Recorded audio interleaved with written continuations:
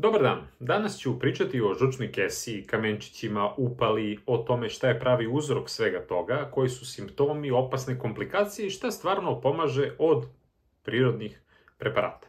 Mnogo je važno da shvatite da ako nekad pojedete nešto, naročito onako neku masniju i težu hranu u smislu možda pomfrit, nešto što je preprženo i tako dalje, i posle nekih sat, dva se desi da dođe do bola ispod desnog rebra ili negde možda u gornjoj sredini stomaka, kao neko stezanje kaiša oko tog gornjeg stomaka i kreće neka mučnina, povraćanje, bol, može da čak ode i do ramena ili ispod desne lopatice, da može to biti povezano sa žučnom kesom.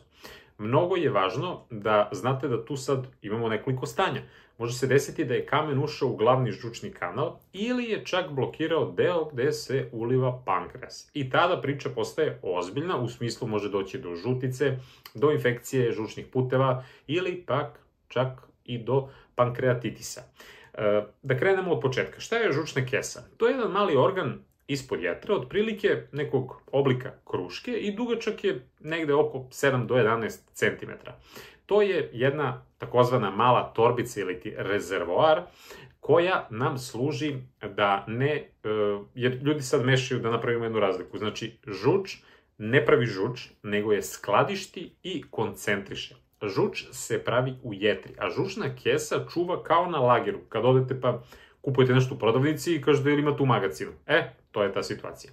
Kada pojedete masni obrok, hormon iz creva govori i šalje signal žučnoj kesi da se ona kontrahuje i izbaci žuč u početni deo tankog creva, duodenum, i žuč deluje kao jedna vrsta deterđenta, ako možemo neku metaforu da iskoristimo, i ona razbija masnoće u sitne kapljice i radi tu takozvanu emulzifikaciju. Iz koga razloga? Da bi enzimi pankreasa, primjer lipaza, dalje dovršili. Znači da može telo to da onako razloži i da nakon toga i apsorbuje. Ali, kada pričamo o žuči, nije bitna samo za mast. Ona pomaže za mnogo toga. Kada pričamo o vitaminima, za apsorpciju svih onih liposolubilnih, znači A, D, E, K i tako dalje. Zatim, mnogo je važna u funkcionisanju antioksidanata. Naprimer, kada pričamo, tu su i karotenoidi, naprimer likopen i tako dalje. Generalno, žuč održava higijenu tankog creva jer ima taj antimikrobni efekat. Znači, manje su šanse za razne neke probleme. Takođe, pomaže detoks, znači da izbacimo i višak holesterola, pomaže crevima, zato što jednostavno podmazuje da sve to funkcioniše savršeno, i zato kada osobe imaju manjak žuči, može da se desi da dođe do zatvora. Važno je da znate da se žuč reciklira više puta, jer je telo čuva, zato što je jako dragocena, i dolazimo do onoga. Šta su žučni kamenci i koje vrste postoje? Jer je to nešto od najčešćih problematika, bar ovde kod nas. Znači, kamenac je u suštini kristalizovana, da tako kažem, prezasićena žuč. Najčešće su to holesterolski kamenci, negde otprilike svaki, da kažem, treći slučaj, znači negde od 75 do 90% slučajeva, ali naravno postoje i oni pigmentni koji su vezani za bilirubin. Imamo naravno i mešovite, jer istraživanja su pokazala da postoje mnogo više tih podtipova, ali da ne idemo sad, to vama nije toliko važno. Važna je razlika. Holesterolski kamenci često se ne vide dobro na rentgenu. Postoje i druge metode, naravno, ali kada pričamo o pigmentnim, imaju više kalcijuma, pa se češće vide.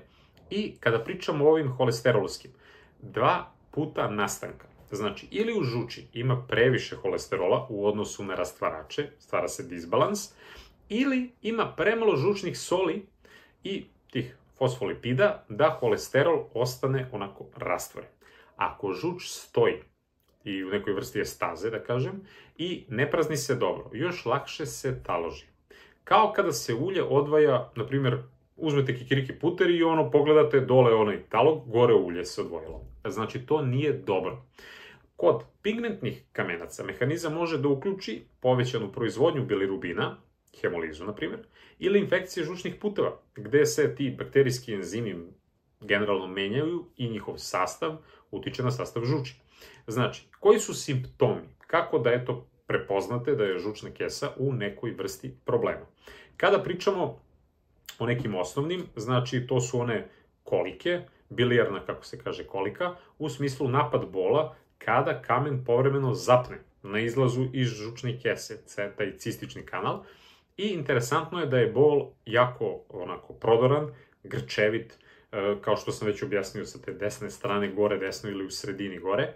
Često posle masnog obroka traje nekad jako dugo. Može da bude i pola sata, može da bude i više sati. Često treba vremena da prođe od jela, neće odmah nakon, naravno. Mučnine i povraćanje su česti. Može da se širi u leđa, desnu lopaticu, desno rame, kao što sam rekao, i da ima taj reflektovani bol. Znači, ne mora da bude baš tako tačno lociran. Ako se kamen slučajno vrati i odčepi, bol stane. Zato je napad tako i, da kažem, onako interesantan u tom smislu dijagnostike. Ako se zaglavi duže, nastaje upala žučne kese i tada bol generalno je onako stalan, jači i u većini slučajeva skoči i telesna temperatura. Znači, imamo neke znakove koji uvek tragovi, koji često pokazuju i bez tipičnog bola da se nešto dešava. Znači, čim imate osjećaj pritiska, žarenja ispod desnog rebarnog luka, to je potencijalno problematika. Zatim mučnina. Bol između lopatice, naročito tu u leđima, između lopatice i kičme, kad stolica krene i biva tako bleda, siva, automatski je manjak žuči u crevima. Kada stolica može da pluta, jer, da kažem, masti se tako ne vare, dešava se i to. Urin može da postane tamno žut do braunkast, takođe. Dešava se da koža reaguje u smislu da ljudi dobijaju kao napad svraba.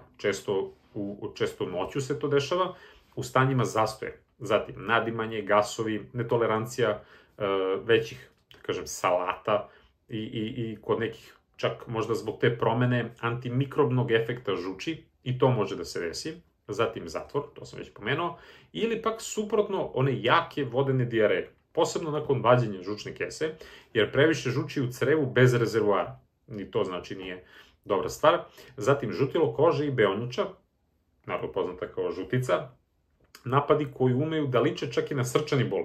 Često se dešava da neko pomisli da ima možda infarkt ili tako dalje. Može da se desi takva, da kažem, slična situacija. Opasne komplikacije, gde je neophodno da odmah idete kod lekara, i to najozbiljnije shvatite, jeste jak bol, znači gore desno, koji ne popušta. Naročito ako to traje. Čim dobijete vi temperaturu, drhtavicu, slabost i ovaj bol, može se sumnjati na infekciju. Kada pričamo o žutici, ako plus to prati tamna, mokraća, bleda storica, moguća opstrukcija glavnih kanala, neophodno je odmah da se javite lekaru. Takođe, jaka mučnina, povraćanje sa nemogućnošću da zadržite tečnost, isto je jako važno. I generalno, kada pričamo o pankreatitisu, jak bol često, znači, preko celog gornjeg stomaka, može čak i levo da ide, uz povraćanje. Kamen može, znači, da blokira taj ovaj cistični kanal, znači ta bilijarna kolika koju sam objasnio, i mnogo je bitno da u celoj toj priči shvatite da su mnoge opcije i zbog toga je bitno da što pre se obratite hitnoj medicinskoj službi zbog tih, da kažem, stanja koje su životno ugrožavajuće. Kada se priča o dijagnostici, uglavnom će ultrazvuk biti neki prvi najvažniji test. Često je bolji od onog CT-a za kamenje, jer CT nekad se ne vidi, da kažem, toliko dobro kamen, ali ultrazvuk pokaže, naročito to kamenje, pa onda taj mulj, koji je isto veliki problem danas, onda zadebljan zid može biti kod upale, pa proširen žučni kanal, i to se često isto vidi šta se i kako se dešava, onda tečnost oko kese, kod upale naročito, a ako su simptomi tipični, a nema kamenja, onda se, da kažem, i radi onaj nuklearni sken, na primjer, pa može da se proceni funkcija žučne kese i da li to treba možda da se kontrakcijom reprodukuju simptomi i onda se vidi šta se dešava. A ako se sumnja da je kamen u kanalu, rade se krvne analize gde vi kroz bilirubin i ostale neke parametre, ostale neke enzime i tako dalje možete da vidite, a magnetna ponekad je onako dobar dijagnostički metod u smislu da se vidi gde je tačno onako zapušteno, ali ima još tu nekih procedura gde se ponekad mora jednostavno fizički da izvadi taj kamen, da se postavi stent i tako dalje. Ima tu sad ima, da kažem, i rizika, ali se zato radi, o tom odlučuje lekar kada šta treba da se uradi. Kada pričamo o tom nekom lečenju, ako su kamenci tu, a nema simptoma, često se ne radi ništa osim praćenja i higijensko-dijetetskog nekog režima po proceni lekara. Ako imate simptome komplikacije, standardna ta terapija je, znači, vađenje ove žučne kese i uglavnom to traje možda nekih sat, dva, duže ako je jaka upala. I ono što je interesantno, da često se ide kući isti dan ako je sve uredno. I kada pričamo o tome zašto se uopšte vadi žučna kesa, zato što kad jednom krene ta simptomatika, kod mnogih se napadi vraćaju, a rizik od komplikacija se uvećava. Naravno, i postoje rizici operacije, ali relativno su mali, ali postoje da se možda povredi glavni žučni kanal, to je onako najvažniji rizik, curenje žuči, onda infekcija, krvarenje, tromboza, jer, kažem, ponekad se odlučuje da li ovo da radi lekar ili ovo, ali, eto, bitno je da se proceni kolika je dobit, koliki je rizik. Jer, naročito povrede okolnih struktura u teškim slučajevima, nekad se radi, naravno, i delimično uklanjanje, nekad se samo vadi kamenje, ima sad tu više opcija. Naravno, ako se izvadi, život bez žučne kese je moguć, naravno, jetra i dalje pravi žuč, umešto skladištenja, žuč kaplje direktno u creva, kod većine ljudi bude to sve okej, ali može da, eto, pravi dijareja, naročito posle masnih obroka, naročito na početku dok se naš organizam ne privikne, zatim netolerancija velikih masnih obroka, onda postovi koji su onako agresivni, nadimanje, nelagodnost, gasovi, prolivi mučnine. Smanjuje se vremenom, ali ako je dijareja izražena, lekar nekad mora da da neke lekove, preparate, da bi se vezivali te sve žučne kiseline, jer pravi problem. E sad, kada pričamo šta utiče, šta je pravi uzrok generalno i šta može da se onako uradi po pitanju prevencije, znači, kada pričamo o problemu, znači, nije samo pojeo si nešto, pa ti, ne znam, holesterol ovako onako, suština je da žuč nije bila u dovoljnoj količini i kvalitetu da drži holesterol rastvoren. Plus faktori koji guraju to zgrušavanje, da tako kažem, i celu tu problematiku. Znači, insulin, kada pričamo o tome, mnogo je važno da shvatite i vi kroz moja videa ste mogli već da stegnete sliku koliko je to danas, po znacima navoda, popularno i koliko je to u stvari vrsta epidemije. Svi problemi sa insulinom daju mnogo daljih problema, ali evo i ovde. Jer često zbog visokih unosa šećera, ugljenih hidrata i stalnog nekog grickanja, insulin i njegovo, po znacima navoda, nenormalno ponašanje jako utiče na celu priču o žuči. Takođe, kada pričamo o estrogenu, trudnoća, pilule za kontracepciju, hormonska terapija i tako dalje. Zatim kortizol, stres, povezuje se isto i sa insulinom, ali utiče na sve ovo. Onda kada pričamo dalje, generalno duge pauze, naglo mršavljenje, ultra neke dijete bez masti, fizička neaktivnost, isto može da utiče.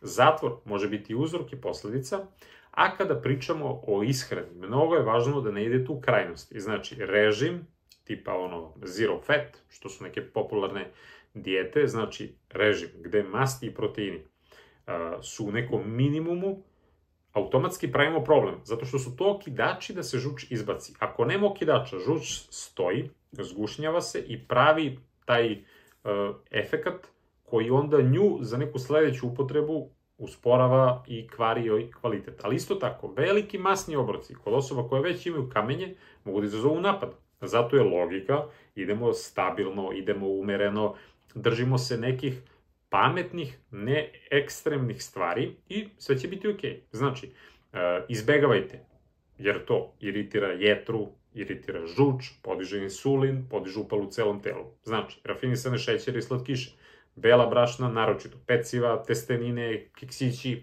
onda industrijska ulja, ili ovo, da kažem, što uglavnom na suncokretovom onom najjeftinijem ulju se sve, sojno, kukuruzno, pa sad imate i razne neke druge, onda margarini, ultraprerađena hrana, sve to pravi ogroman problem. Mnogo je važno da uvedete, jer podstiču protok žuči, podržavaju jetru, gorko povrće.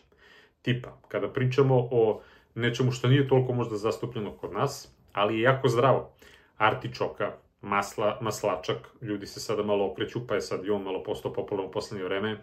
Naprimjer, cikorija je interesantna, onda rukola. Sve se ovo nekako vraća, sad zadnjih 5-6 godina su ljudi počeli više da jedu. Onda je to, da kažemo, cvekla, listovi cvekle, rotkvice, pa onda brokoli, karfiol, kupus, začini su interesantni, đumbir i kurkuma, pa onda je, na primjer, limun jako dobar, kiseli krastavci, ali treba biti tu oprezan zbog količine soli i svega. Isto važi i za kiseli kupus koji je dobar, ali treba biti odnos koliko je to fermentisano i dobro i koliko je to, da kažem, s druge strane, potencijalno za neko ko ima pritisak i tako dalje. Onda, vlakna i povrće generalno pomažu zato što neguju vaš mikrobiom koji učestvuje u tim u sekundarnoj obradi svih tih žučnih kiselina i podrška kada pričamo o svemu tome u smislu bilo kroz suplementaciju ili kroz prirodan izvor, naravno, omega-3. Znači, masna riba, ulja, raznih nekih, morskih riba, samo tu, umereno zbog vitamina A i D, ko ima neku problematiku, obratite pažnju na doze. Jabukovo sirće. Interesantno da jedna kašika u čaši vode pre obroka nekima prija zbog stimulacije digestivnih sokova, ali ako imate gastritis, gerb, radite oprezno. Zatim probiotska hrana, kao što sam već dao one primere, ali možete i kroz suplement, jer oni podržavaju reciklažu i metabolizam žuči u crevima. Pa onda kad pričamo o holinu, na primjer, jaja, iznutrice, puter, ideja je znači da kroz hranu date podršku metabolizmu i mastima i generalno funkcionisanju žuči. Naravno, žučne soli da kažem u nekim umerenim količinama, ali to isključivo sa lekarom. Treba da se uskladi gde i kada to da uzimate. Ako postoji, da kažem, sumnja na neke obstrukcije, problematike, onda nikako, ali, kažem, to sa lekarom isključivo. Znači, najvažnije životne navike su, koje odmah mogu da vam promene zdravstveno stanje, da smanjite stalno grickanje i višak ugljenih hidrata zbog insulina, da smanjite stres. Ovde imate puno kod mene videa, ogroman broj, gde možete u vezi toga. Onda u vezi ishrane, šta možete da uradite? Kretanje je neophodno. Vi možete da primetite ono što uglavnom većina ljudi na prvu skonta, kada krenu fizički da se aktiviraju, bolje im je probava. Znači, nama je zbog zdravlja, pokretljivosti creva neophodno kretanje. Kada se krećete svaki dan, vi automatski utičete i na žuč, zato je kretanje jako važno. Gledajte da večerate ranije, najkasnije do 6, eventualno 7, i to može, zbog tog ritma varenja, da da vašem organizmu mogućnost da se on popravi. Znači, bitno je da ima sad puno informacija tipa neko ispiranje žuči i tako neki rituali, da tako kažem. Pazite se svih tih stvari ako niste sigurni da imate kamenje. Ima sad tu preparata ovako onako. Znači, oprezno i prvo se proverite, pa onda radite neka čišćenja, neke, ne znam, metode detoksi i tako, koje su agresivne. Ne pričamo o nečemu laganom i postepenom, ali znači tu može potencijalno bude problem ako imate zgrušenu žuč, te neke sapunaste, da kažemo, kuglice i tako nešto, jer možda kroz maslinovo ulje, kroz ove Epsom soli u nekim velikim dozama, može da se napravi onda veći problem. Ako radite od jedan put to, a niste se proverili pre toga. A možete slučajno da kroz ta čišćenja izbacite više žuči koja vam je možda u deficitu, pa onda pravite, da kažem, veći rizik i da napravite obstrukciju i da napravite deficit. Znači, polako, postepeno, nemojte da očekujete da nešto možete da rešite za dan, 2, 3, ako godinama pravite problematiku oko toga. Znači, mora da vam bude jasno da je zdravlje onako individualna stvar.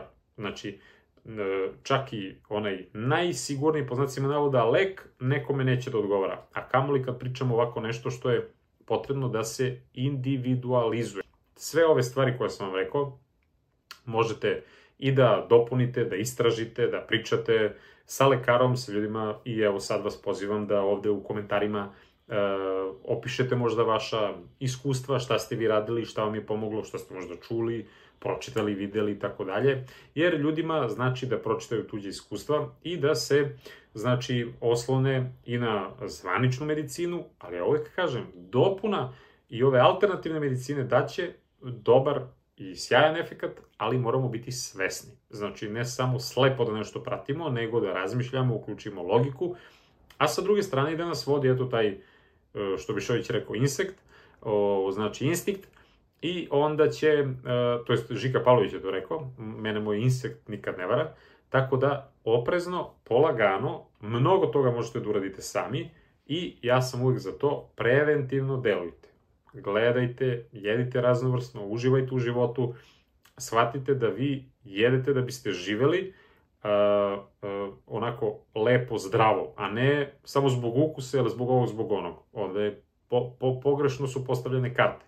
I onda nikad nećete moći nešto da uradite, već shvatite da sve šta jedete, pijete, čitate, bistvujete i tako dalje, vi to i postajete. Isto važi i za ovu temu i za druge, ali kao što rekao, puno videa imate na mom kanalu, pogledajte, shvatite da je neophodno da imamo sklop i uma, duha i tela i svih možda još nekih komponenti koje imamo i korak po korak. Znači, sada bar je dostupnost i informacija i lekara, bilo da je to privatno ili državno, kako god, i možete da onako dosta lakše nego, na primjer, pre, ne znam, XY godina, dođete do saznanja šta se i dešava sa vama. Tako da, eto, želim vam sve najbolje i polagano, budite istrajni i radite ovo zato što volite sebe, a ne zato što je neko rekao ili tako treba ili ostalo, ne.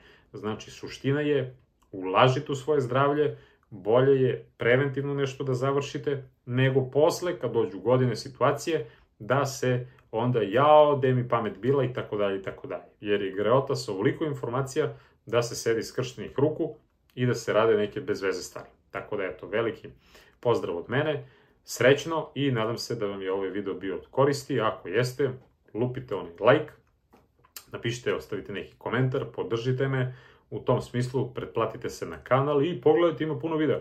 Sigurno ćete naći još nešto što je interesantno za vas i preporučite nekom prijatelju kome bi ovo sve imalo smisla i značilo. Veliki pozdrav od mene!